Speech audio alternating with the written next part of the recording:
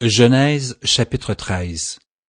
Abram remonta d'Égypte vers le midi, lui, sa femme, et tout ce qui lui appartenait, et Lot avec lui. Abram était très riche en troupeaux, en argent et en or. Il dirigea ses marches du midi jusqu'à Béthel, jusqu'au lieu où était sa tente au commencement, entre Béthel et Haï, au lieu où était l'autel qu'il avait fait précédemment. Et là, Abram invoqua le nom de l'Éternel.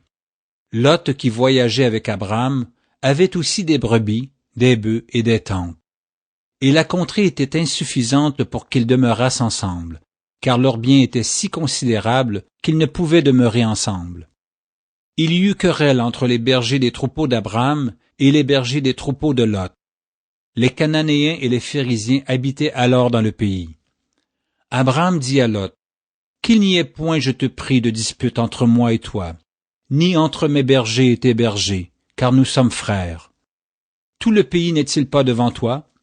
Sépare-toi donc de moi. Si tu vas à gauche, j'irai à droite. Si tu vas à droite, j'irai à gauche. » Lot leva les yeux et vit toute la plaine du Jourdain qui était entièrement arrosée. Avant que l'Éternel eût détruit Sodome et Gomorrhe, c'était jusqu'à Tsoar comme un jardin de l'Éternel, comme le pays d'Égypte. Lot choisit pour lui toute la plaine du Jourdain, et il s'avança vers l'Orient. C'est ainsi qu'ils se séparèrent l'un de l'autre. Abram habita dans le pays de Canaan, et Lot habita dans les villes de la plaine, et dressa ses tentes jusqu'à Sodome. Les gens de Sodome étaient méchants et de grands pécheurs contre l'Éternel. L'Éternel dit à Abram, après que Lot se fut séparé de lui, « Lève les yeux, et du lieu où tu es, regarde vers le nord et le midi, vers l'Orient et l'Occident. Car tout le pays que tu vois, je le donnerai à toi et à ta postérité pour toujours.